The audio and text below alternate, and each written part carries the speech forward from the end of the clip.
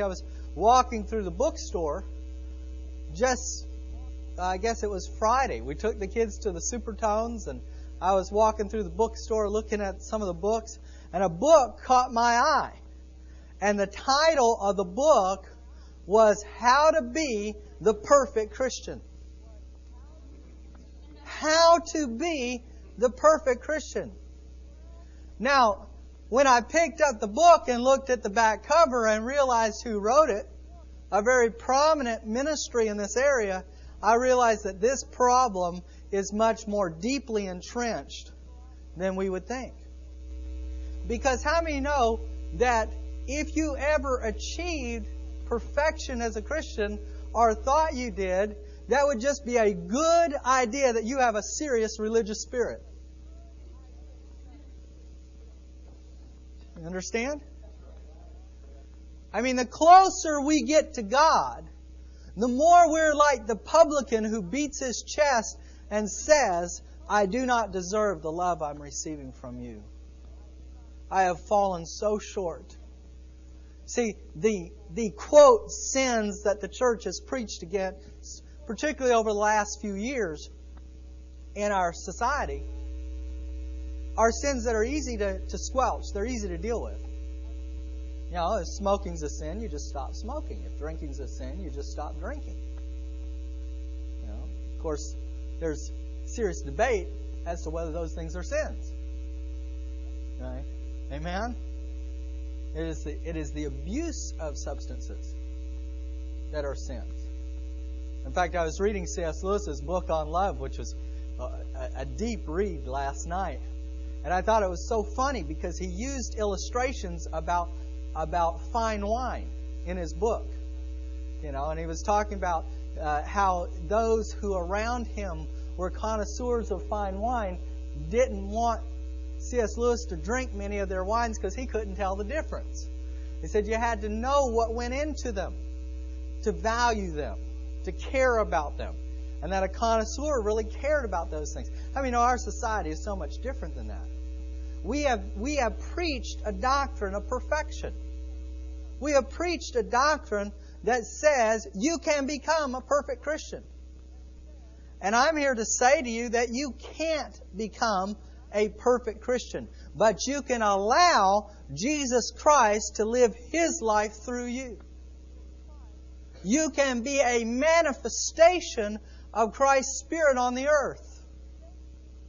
There is, in fact, an understanding that as Jesus lives through you, that your weaknesses to yourself are magnified.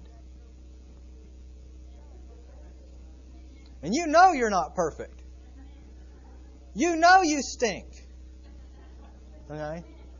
But you also see that there's something coming out of you that does not stink.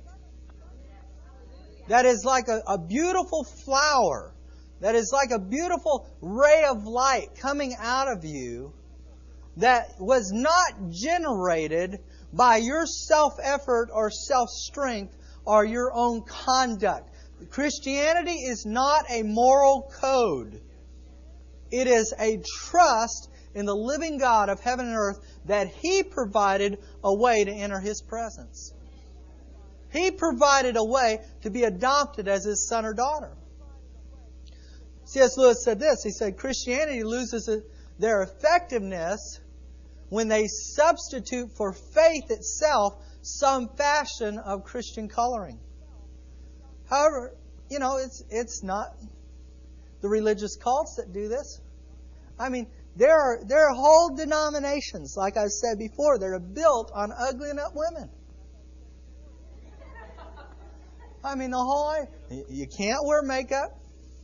Yeah, if you choose as a woman not to wear makeup, that's cool. But if you're told by a man that to be godly, you can't put makeup on, to be godly, you shouldn't shave your legs, to be godly, you shouldn't ever cut your hair, then that denomination is not built on faith in God. and relationship with God brings you intimacy with God, that denomination is built on if you cut your hair, if you don't wear makeup, if you don't do this, if you do this and don't do this, then you can enter into intimacy with God. And that's how our society sees us. Our society sees us as Christianity and the pro-life movement.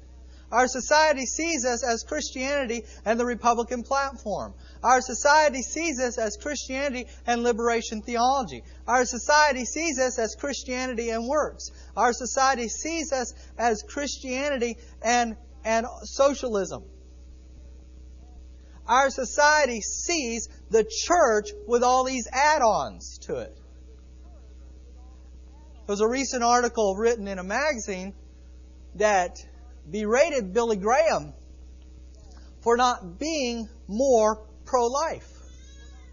I mean, know that Billy Graham's pro-life.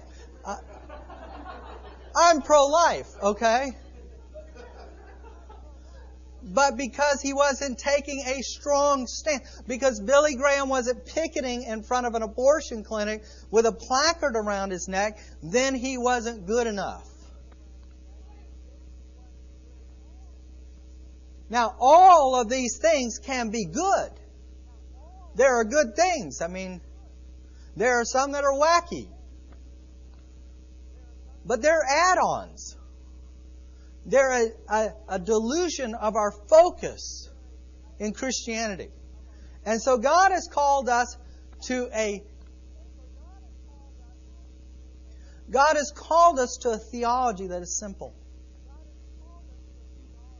A relationship that it's almost so simple, it's hard for me to get up here and preach it.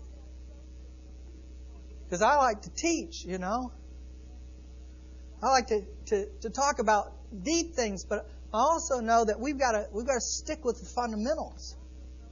If you don't get the fundamentals right, something's wrong. It's like the guy who went to college and he spent 4 years in college, and at the beginning of his senior year, he had interviewed over the summer with an accounting firm, one of the top 8 accounting firms. And he got a job. They said, when you graduate from school, you've got a job. Well, the only thing is that he had left a history of art class to the end of his senior year to take, and he thought he was just going to cruise through it. And when he got there and started taking the class, he realized it was not an easy A, as he had imagined. In fact, he failed the class. And he was talking to one of his friends and said, I cannot believe that I'm going to mess up my career because I'm not passing history of art. Because I cannot pass a history of art class. And the subject matter today is love, the basic. And love is like that history class. There are a lot of things in Christianity. We can prophesy, we can speak in tongues, we can heal people, we can see all kinds of things happen, but if we lose the basics, we don't graduate. If we fail at love, we don't graduate. We mess up our career. And see, love doesn't attract huge crowds because of all the action going on. You know, I can't start a love revival and travel around the country, you know, and film it. Okay, we just love each other. I mean, you know, that doesn't translate to a television camera. See, you got to have action to attract a crowd. So that's why we have prophecy and we have healing and we have all kinds of things that attract crowds. But if there's not love there, then the basics have not been completed. Let's take a look. John 13:35 says, by this all men will know that you are my disciples if you love one another. This makes Christianity unique. Christianity is the only religion founded by someone who is willing to die for his followers. Buddha didn't do it. Muhammad didn't do it. He didn't die for his followers. He required them to die for him. You die for me, we'll send you to the big place in the sky. You'll earn brownie points. But He didn't die for them. Christianity's vastly different because of this. Jesus said, I want you to love others as I have loved you, which was a love that laid down its life. A love that died for us before we loved Him. In fact, it died for us when we didn't deserve it. Romans 5:8 says, but God demonstrates His love for us in this: while we were still sinners, Christ died for us. While we were there, Christ died for us. Josh McDowell, in a recent interview, he was seated next to the co-founder of Playboy. In a recent interview, said, we have not gone through a sexual revolution in the past 2 decades. We have gone through a revolution of searching for intimacy. He went on to say that he received a phone call from a young lady in a college who said, I slept with 5 different men in the last 5 nights, and I got out of bed this morning and said, is this all there is? Is this all there is? And Josh said, no, there's more. There's biblical intimacy. There's more than what the world says there is. But the world is searching. The world is looking. Love is the most basic tenet of Christian faith. If we look at John chapter 13, verse 34 and 35, let's look there. John chapter 13, verses 34 and 35.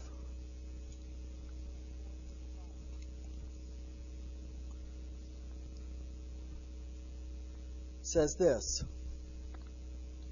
a new commandment I give to you, that you love one another as I have loved you, that you also love one another. But this all, what? By this, let me read it again. A new commandment I give to you, that you love one another as I have loved you, that you also love one another. By this all will know that you are my disciples, for you if you have love for one another. See the basic command there? See, we can argue about speaking in tongues, whether it's of God or not. We can argue about the ministry of healing and miracles, whether they passed or not. We could argue about how to take an offering. We can argue about how a pastor is to dress, whether he's supposed to wear a suit or a robe or blue jeans, or how that's supposed to function. We can argue about how long a service is supposed to last, what's supposed to happen in a service. There are a lot of things that Christians can argue about. Why? Because a lot of things in this Bible are not clearly spelled out. They're not clearly defined as to how we are to operate. But Jesus said, this new commandment I give to you. Love each other as I loved you, and when you do that, the world will know that you are followers of me.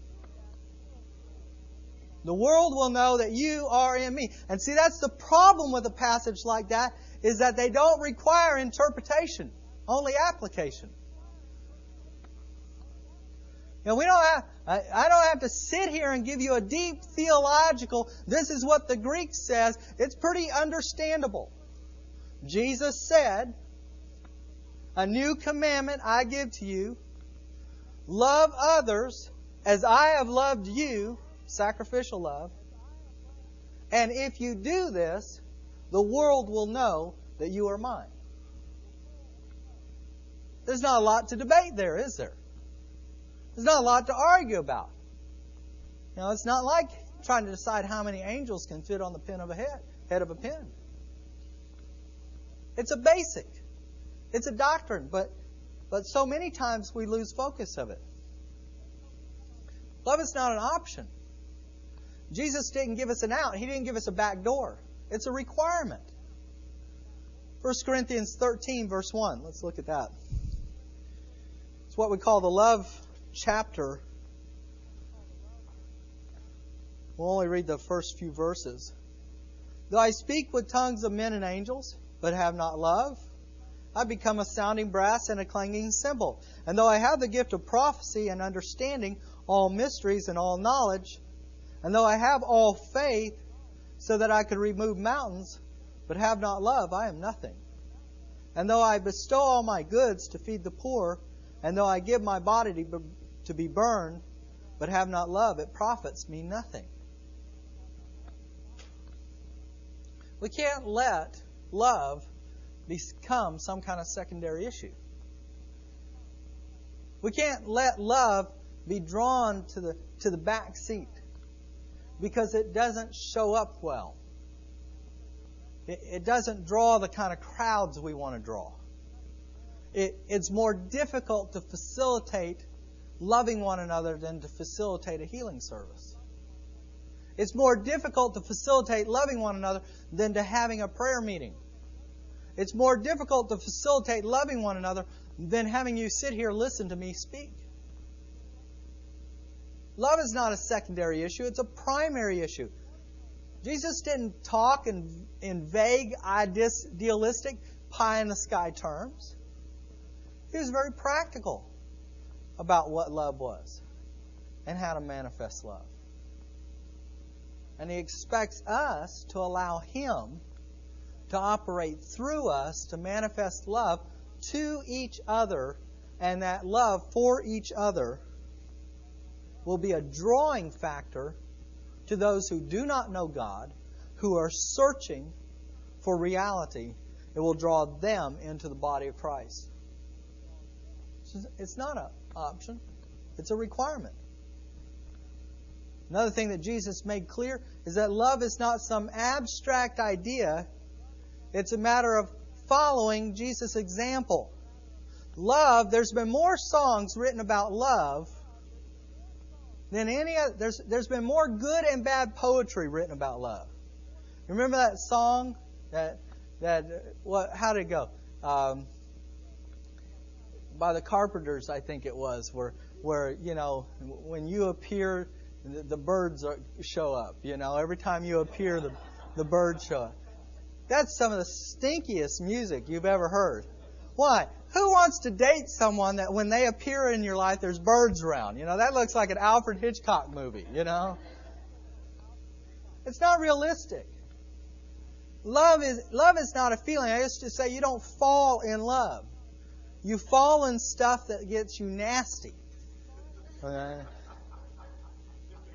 I've never fallen in something where I said, well, I fell in that. That wasn't messy and dirty. You don't fall in love. You make a commitment to love. You make a commitment to love. Now, I want to set you free right up front here. Some in our church are shy.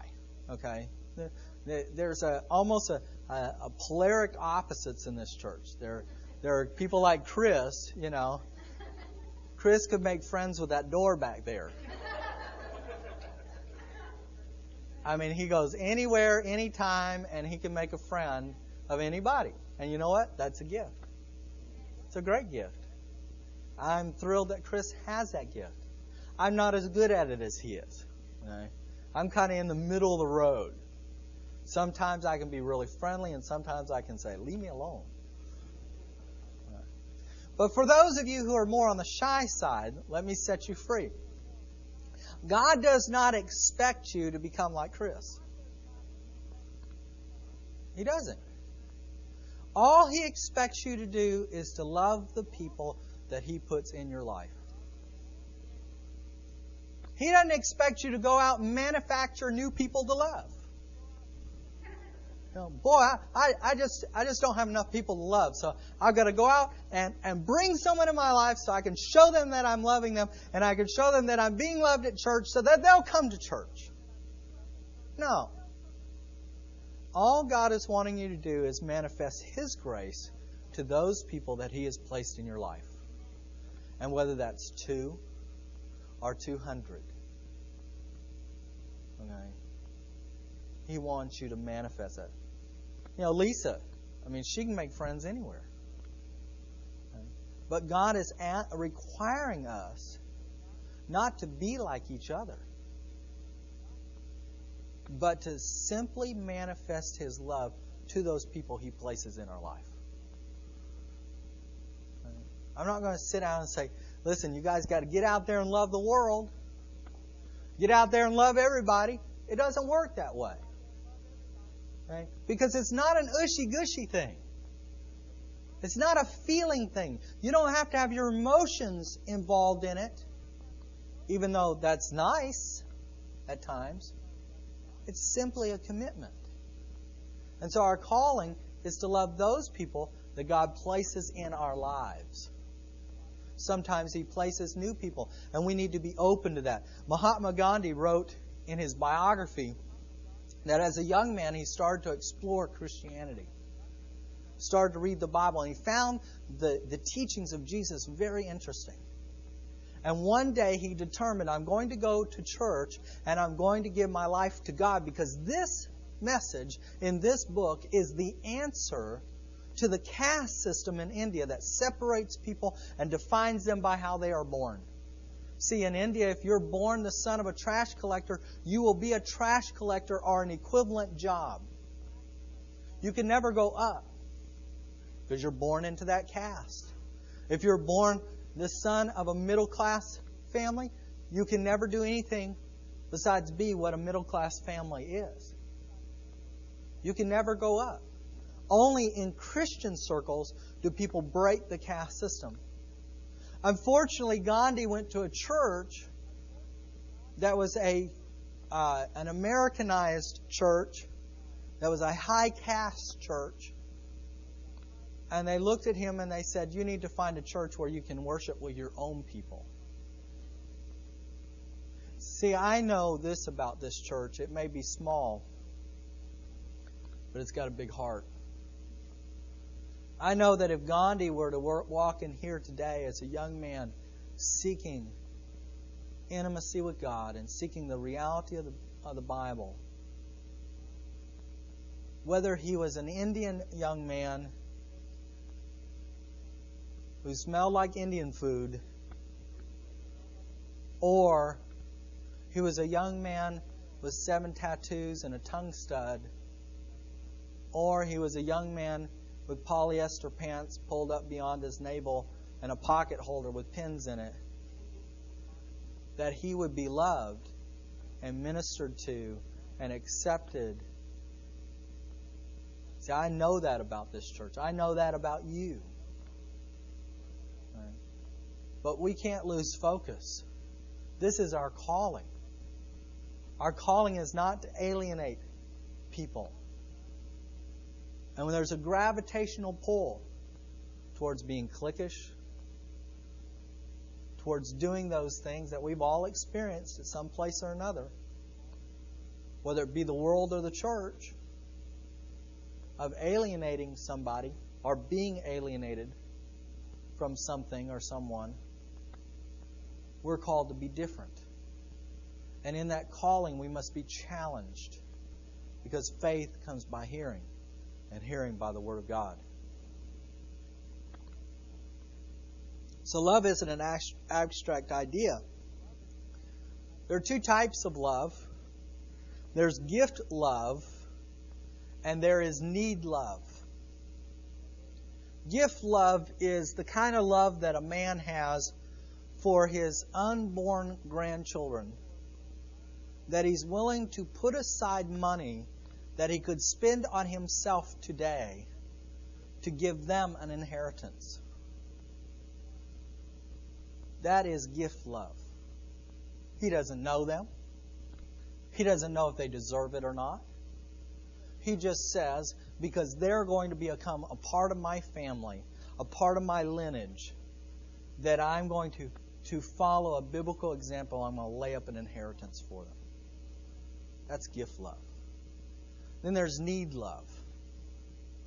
Baby comes out of the womb, expects, needs affection and comfort, attention. We talked about a lot of need loves last week. That it's okay to need love. It's okay to need things on an emotional level. And you can be challenged. I know that many pastors would try to challenge you to go beyond need love. To simply get to that place where we worship God in a pure form, where we love Him in a pure form. But I can tell you that the closer you get to that place, the more you recognize your need for Him.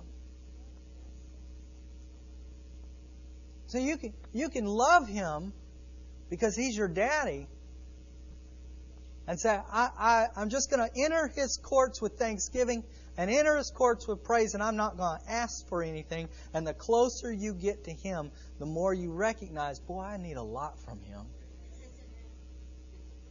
I need a lot. I can't enter His gates with praise and thanksgiving without recognizing, boy, I'm coming here flawed and needy. And I need Him as the potter to put His hands on my jar and smooth away the cracks and smooth away those weak areas. That I need His touch. That I can't just enter His courts and say thank you for all the things you've done for me and not recognize He's not finished yet. That I still need Him. That I need Him like I need air. That I need Him like I need water. That I need Him like I need food. Jesus' love was that of being sacrificial. Jesus' love was that of being merciful.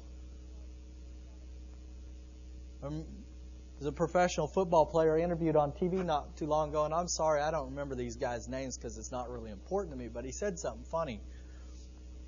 They were interviewing him about how much he loved his coach. He said, man, I love my coach so much. He said, I'd take a bullet for him as long as it didn't kill me. If I could be assured that this thing wouldn't kill me, then I'd be happy to jump in front of a bullet. But if I don't have that assurance, I'm going to let Him take it, Jesus didn't do that. It was sacrificial love. It was merciful love. There's a young man who was caught embezzling from his company. And he was called into the office of the CEO. And as he was going to that office, he could see himself being reprimanded, being fired, being let off in handcuffs. That was what went through his mind. And when he got there, the CEO asked him what he had done. And he admitted to it very honestly. He said he was wrong. And the CEO said to him, if I allowed you to remain at your position and continue working here, could I trust you from now on? And the young man, completely surprised by the CEO, said, yes, I'll do anything. I've learned my lesson. And as he was walking out the door, the CEO said, I want you to know that there are at least 2 men in this company who have had mercy extended to them for this same type of thing. He said, you are one, and I am the other. And he said, only by the grace of God will we both make it to where we need to be. God extends mercy. His love is merciful. His love is more than merciful, though. His love is unconditional. And I think that ultimately, when we look at all the needs that we looked at last week, when we talk about the need for love, the ultimate need of love is unconditional love. It's very difficult for us as human beings to believe that God would love us so much that while we were yet in sin, He would die for us. It's easy to say, it's difficult to believe. Because the basis human need is a need to be loved no matter what. To be loved whether we have warts or not. To be loved as a man. I know that need to be loved when you're at the mountaintop, but also to be loved in the valley. See, it's easy to love a man when he's got a steady job, when he's pulling down a paycheck, when things are going well. It's difficult to love him when there's been transition and change. And the need is to know she loves me beyond our circumstances. It's that need for unconditional love. John 15:9 says, "As the Father has loved me, so have I loved you." Jesus said, "My expression of love to you is at the fullest level. It is at the level of the expression of Father God to me, His Son." If you can ever catch how much God loves you, how much God cares about you, how much He is concerned about His relationship with you, and if you can understand that preaching on sin has never squelched sin, intimacy with God will keep you from sinning. A deep relationship with the living God of heaven and earth will keep you from sinning, as He defines sin. And His love, not only is it sacrificial, not only is it merciful, not only is it unconditional, His love is full of positive expectations for you. God believes the best about you. God will only give you His best and only wants your best from you and for you. God's not in the punishment business. A lot of times we go through tough situations, but we brought them on ourselves. It's like the Middle Eastern shepherds. If a sheep would run away too often and put himself in danger too many times, they would break one of the sheep's legs. And then that shepherd would put that lamb on his neck and carry it everywhere he went until that leg was healed.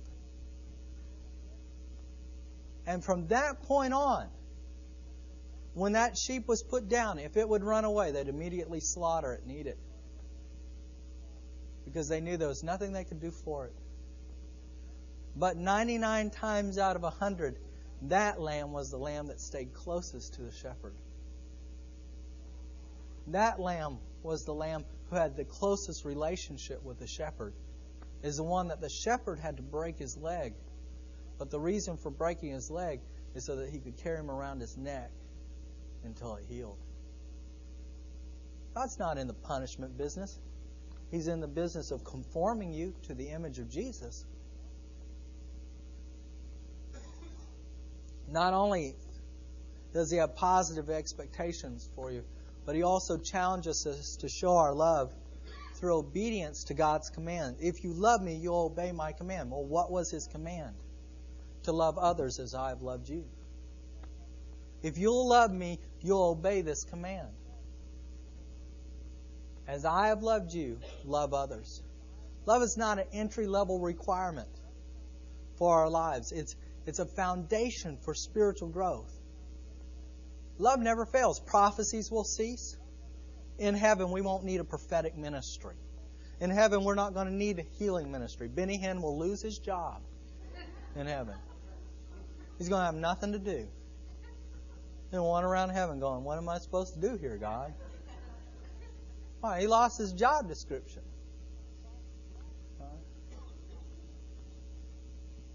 There won't be a need for anybody to teach on the book of Revelation in heaven.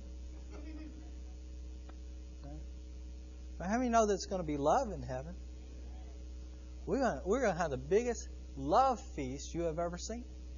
We're going to get to sit around the table of God and eat all we want and not gain a pound and get to fellowship like crazy. All right? So besides gaining weight, I had to tell you this. I forgot this example, but it's just too cute to let it go. Bailey's gotten to this habit of when he's doing something and it's hard for him to do, he'll say, "Mercy, mercy." He was carrying dirty clothes down the stairs yesterday. had this huge hamper of dirty clothes. And each step he'd take down the steps, he was going, mercy, mercy. Like I was going to come get that basket of dirty clothes from him because he said that. Anybody ever felt like that? Felt like you were carrying something too heavy for you? Dietrich Bonhoeffer was a famous theologian. Not only was he a theologian, he was a Christian activist in Nazi Germany. He was eventually put to death by Hitler. One of his last classes, he shocked his students by asking them in university, in a theological class, do you love Jesus? You see, in university and theology classes, they don't talk so much about a personal relationship with God. They try to define the Trinity, try to find some biblical eschatology, try to decide what dispensation we're in. And how many know when it all comes down to it, it doesn't matter if you're dispensationalist or if you're covenantal in your theology. What matters is, do you love God? Do you love Jesus? And is that love shining out of you and being expressed? The next thing Jesus tells us about His love is that His love is not invisible. He tells the world who we are. Early Christians were known for shaking their society to the core because of the way they loved each other. There was zero freedom until the Bible was written, until the gospel was being proclaimed. The gospel began when the book of Genesis was recorded by Moses. Because up until that time, the majority of societies were based on man exists for the sole purpose of serving the king as deity. Your purpose in life, besides taking care of your family, which was secondary, was making sure the king had the proper tomb when he died. Making sure the king's coffers were filled. Mankind has always reverted to slavery without God. But when Genesis was penned, it was a proclamation to the world that there was a higher purpose for man than serving some earthly king.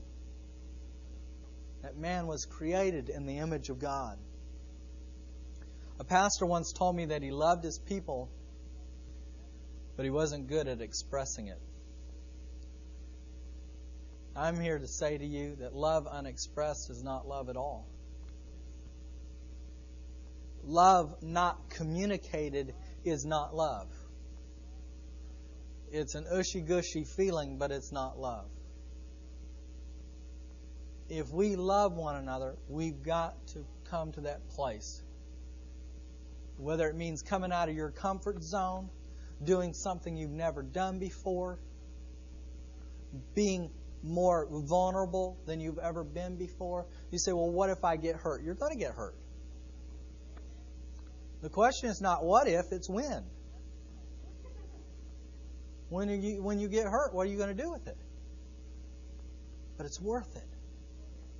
See, if we don't take a risk to love one another, the option is to become cold and hardened, to bury our hearts. Charles Schwab, the guy who was, you know the name. Well, when he was 70 years old, he had to sue someone for defaulting on a contract with him. And the judge gave him a chance to say something. And he said, in all my life, I want you to know that the things that have created me pain are those times that I tried to reach out and help people and they turned their back on me. So that's what's hurt me the most. And he said, so I want to say to you young people in the audience, harden your heart, be straightforward, learn to say no. He said, but also realize that when you do that, you'll have no friends when you come to the end of your life. So I'll say it was better to have friends and to have been hurt than never been hurt and not have friends. You see, that's a risk we take. Yeah, we're going to get hurt. How do we deal with it? 1960s, and I'll close with this. The 1960s preached a message of love. The Beatles sang, "All we need is love." All we need is love. And then when they broke up as a group, all they did was sue each other.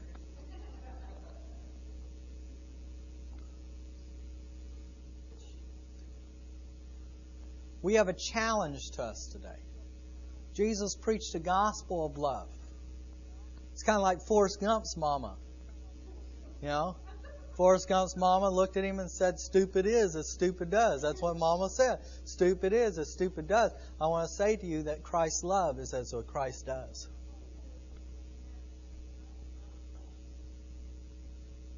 We love each other. That'll be a manifestation of Christ's love in us. Jesus preached that kind of gospel of love. Not some mamby-pamby, flowery, panaceic thing, but a commitment to one another. A love for one another. And that love that Jesus challenges us to have for each other is so real and it's so strong that the world can't deny it exists. And they cannot deny its source. See, we can't love each other beyond the place that we're connected to the source. Because human love is just selfishness disguised. It's need love. It's not that we don't have needs, but we're willing to go beyond contractual relationships. Contract that says, as the world calls it, marriage. As long as I'm pleased, I'll stay in this contract. Once I'm no longer pleased, I don't need to stay. Because you're not fulfilling your end of the contract. The only problem with that is that self is never pleased long. It always wants more. It always wants more. My kids saved up to buy themselves a skateboard. And we went out and bought it. And it wasn't 12 hours after they had it that they were wanting new wheels on it. Because someone told them, yeah, the skateboard's great, the trucks are good, but the wheels are so-so. So Taylor's saying, "Mom, we need new wheels on this thing." And I sit down with Corbin and give him a lesson in there's always something better out there. There's always more that you need. Enjoy what you have. Enjoy what you have. And so God is our source. And let me close with this. 1 John 4:7. Dear friends, let us love one another, for love comes from God, and everyone who loves has been born of God and knows God. And it goes on to say, he that loveth not, knoweth not God. For God is love. Love is not God. God is love. And I believe that the heart that will beat in this congregation is a heart that says we're going to love each other. Not to the exclusion of new people who walk through the door, but we're going to love each other as our greatest witness to the world. Our greatest witness is not this outreach campaign we're doing. Our greatest witness is not the radio program. Our greatest witness is what happens between us as a community of faith. We sat Wednesday night and looked at each other and said, this is a church that is almost strife-free. As far as I know, right now, it's completely strife-free. Does that mean that it will always be that way? No. There'll be adversity. But if we're mature, we look beyond the adversity to the commitment.